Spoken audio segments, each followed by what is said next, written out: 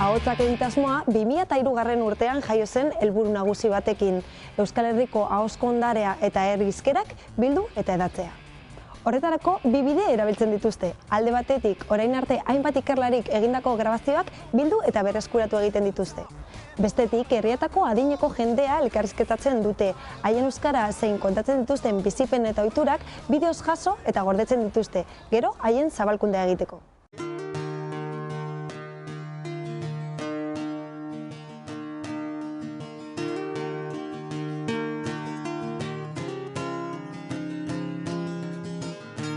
Egitasmoaren ibilbidea 2003 urtean hasi zen, Deba Ibarrean, bertako Badiar dugu Euskara elkartearen eskutik. Harrezkero, etengabe hasi da Euskal Herri osora zabaltzeraino. Zer helbururekin diharduzue ahotsak egitasmoan? Proiektua berez orain daukan izenarekin eta orain dela 6 bat urte sortu zen, ez? Baina lehenago ere proiektu honetan bildu ginean horrelako lanetan eta aritutako hainbat lagun, ez? Euskal elkarte baten inguruan elkartu ginean, bai Bergara, Eibar, Aretxabaleta, Eskoriatza, Mutriko inguruan eta horrelako lanetan aritutakoak, batez ere euskalkia jasotzen eta ibilitakoak, eta konturatu ginen orain dela 10 bat urtero, hor bazegoela belaunaldi bat, 80 urte inguruko jendea, batez ere gerra aurrean eta jaio eta bizi izandakoa, ez? Eta sekulako aldea zegoela bereiek kontatzen zituzten gauzak eta nola kontatzen zituzten gauzak eta ondorengo belaunaldia. Interesgarria zela elkarrizketak egitea. Alde batetik hizkera bera jasotzeko, herri hizkerak eta jasotzeko, eta beste alde batetik berein bizipena jasotzeko. Eta horrela seginen, orain dela lehenengo grabazioak orain 10-12 urte egin genituen gure artean, eta ja azkenengo 5-6 urteetan sailean egin ditugu helburu horiekin, ez? Herri hizkerak, etnografia, historia eta batez ere memoria historikoa eta ahozko ondarea jasotzeko herririk herri. Nola hasi zen ahotsak proiektua? Proiektuak 2-3 fase izan ditu, ez? Hasi ginenean orain dela 10 bat urte ideiekin eta hau egingo dugu eta lehenengo grabazioak egiten eta hasi ginenean neurri batean oso amaterra zen, edo, ez? Algenuenean egiten genituen elkarrizketak, bideokamarak ere genituen eta mikroak ere bai. Gutxinaka proiektu handitzen joan zen, batez ere udalen laguntzarekin. Deba Ibarrean hasi genuen, Eibar Bergara inguruan hasi genuen proiektua, eta ondoren Baiadako herri gehienak sartu dira proiektuan. Orduan, beste 3-4 urtean hor proiektuak gorakada handia izan zuen eta bai baliabide pertsonaletatik, bai baliabide teknikoen aldetik eta nahiko gorakada handia izan zuen, eta azkenengo 2 urteetan ja Euskal Herri mailako proiektua egitea pentsatu genuenean, oraindik ere hazkundea handia izan da. Nolako zailtasunak aurkitu dituzue bidean? Elkarte txiki bat gara, orduan nahiko erritmo motela eraman dugu horregatik, ez? Azkenean elkarte txiki bat izan da, ez da erreza diru laguntza asko lortzea edo, orduan pixkanaka joan gara, baina egia da azken urteetan alde horretatik asko hasi garala eta oso pozik gaude. Laguntza ere jasoko zenuten, ez da?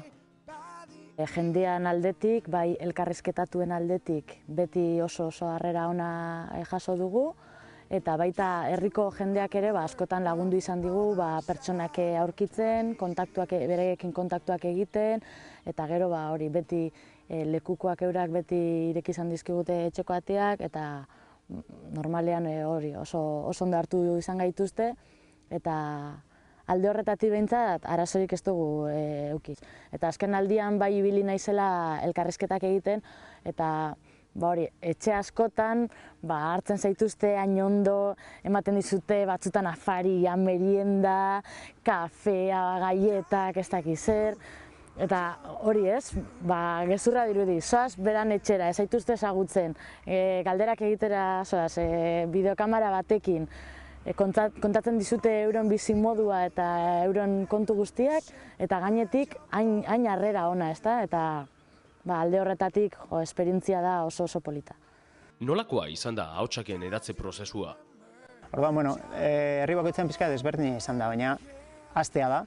Normalean, udaletxearen bitartez eta horrelako lanetan lehenago ere aritutako jendearen bitartez kontaktatzen ditugu 3-4 hiztun, eta gero hoiei tiraka eta nor izan daiteke beste hiztun egoki bat, eta nor kontatzen ditu hemen historia.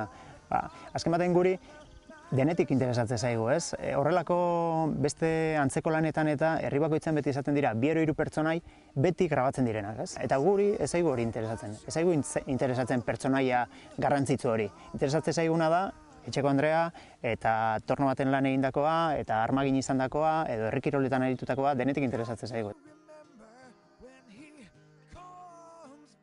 Material guztia eskuragarri jarri aurretik, lan handia egin behar izan da grabazio zaharrak biltzen, katalogatzen eta garbitzen. Bildutako materialak interes bikoitza du, protagonisten garai bateko ohiturak, usadio zaharrak, lanbideak, jaiak eta eguneroko bizimoduko beste 11 alderdiren testigantza jasotzeaz gain, horiek kontatzeko era, euskalkia eta hizkera ere gorde nahi dira. Zentzu horretan, egitasmoaren helburu nagusia da 2012 urterako herri guztietako lekukotasunak jasotzea. Denetik ikusi eta entzungo zenuten, ezta? Intxortan gaudenez, niri impresioa egin zidan, kontatzen dute gerrako kontu pilo bat eta kontatzen dute hori, ez? Bergaratik ona Elgeta aldera kainoikadak botatzen zituztela eta baserri bateko emakume batek kontatzen zuen beraien baserrira haino heltzen zirala bombak eta beraien etxea ez zutela azertatu bombek, baina alboko kanpoan zeukaten potzua edo ez dakit hor bomba bat jauzi zala eta hori ez, imaginatzea irudi hori zu etxean, zure baserrian eta betik kainoikadak heltzen diala eta ateratzen zuten zarata eta oso kuriosoa da, edo gero kontatzen dute hemen tropak zeudela geldituta ez, eta gauez gelditzen ziranean tiroak eta bombak eta alde batekoek eta bestekoek elkarrekin hitz egiten zutela, edo igual batzutan bertsoak botatzen zizkioten elkarri, eta azkenean igual ziran lengusuak, alde batekoak eta bestekoak, baina hori, baserrira heltzen ziren lehenengo tropek hartzen zituzten beraiekin, eta gerrako kontua, mila historia eta bestelako kontua bai, Zuek ere kontalari bihurtu zarete, beraz? Ni behintzat ez naiz oso kontalari ona. Eta bai naiz entzule ona, uste dut. Eta entzute ditudan historiak barruan geratzen zaizkit. Eta gainera hori niretzat ere baliagarria da hurrengo elkarrizketak egiteko orduan, ez? Baina ez dut uste oso kontalari ona naizenik, eta 80 urtekin ditudanean horrelako beste proiektu ere baldin badago, eta nire gana baldin badatoz ez dut uste oso hizlari ona izango naizenik. Eta gero badago kontu bat, jende honek ahozkotasunean jaiotako jendea da, bizi guztia ahoz komunikatu dena, eta ez e-mailik eta gehienetan eskutitzik ere ez, askok eta askok ez dakite idazten, ero justu idazten dakite, eta orduan euren komunikazioa ahozkoa izan da.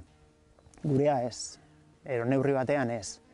Eta nik uste dut badutena gauza kontatzeko beste modu bat, eta erraztasun bat, eta historiak edozein kontakizun txiki historia bihurtzen dute, ipuin bihurtzen dute. Eta nik uste dut gaitasun hori guk ez daukagula, nik behintzat ez daukadala. Nolakoa izan da esperientzia ikuspuntu pertsonaletik?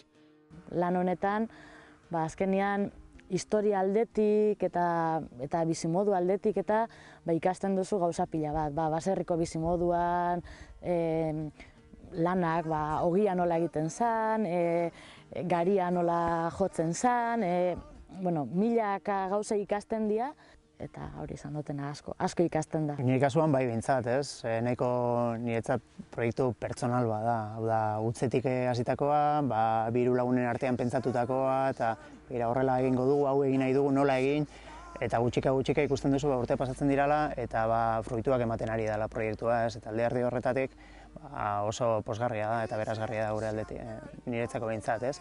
Hori, proiektuaren aldetik, eta bestela bizipenegaitik ere, ez? Hainbat lagun elkarrizketatu ditugu, eta 80 urteko jende horrekin hitz egitea, beraien bizipenak eta jasotzea, ezagutu zuten mundua sekula ez dena itzuliko, eta beraien informazio guzti hori jasotzea eta benetan aberasgarria da, oso aberasgarria da. Liburuetan ezin aurkituko ez dugune hainbat kontu jaso ditugu, eta horrek ez dauka presiorik.